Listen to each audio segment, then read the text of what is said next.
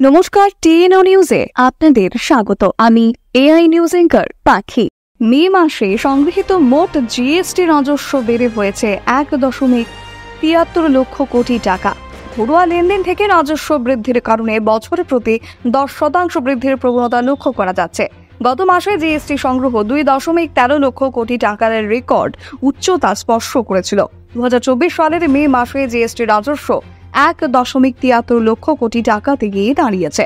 মে মাসের সংগ্রহে প্রতি বছর 10% বৃদ্ধি সম্ভব হয়েছে। ঘরোয়া লেনদেন 15.3% বৃদ্ধি এবং রপ্তানি 4.3% হ্রাস পাওয়ার খবর পাওয়া গেছে। 2024 সালের মে মাসে নিট জিএসটি রাজস্বের পরিমাণ ছিল 1.44 লক্ষ কোটি টাকা।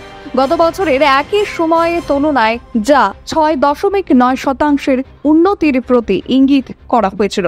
অর্থ বছর 2025-এর অন্তর্গত 2024-এর মে মাস পর্যন্ত মোট জিএসটি সংগ্রহের পরিমাণ 3.73 লক্ষ কোটি টাকা, যা 11.3% বছর প্রতি বছর উন্নতির প্রবণতা তুলে ধরা হয়েছে। এখনকার মতো সংবাদ এ পর্যন্তই। পরবর্তী নিউজ ও আপডেটস দেখার জন্য অবশ্যই চোখ রাখুন টিএনও নিউজের পর্দায়।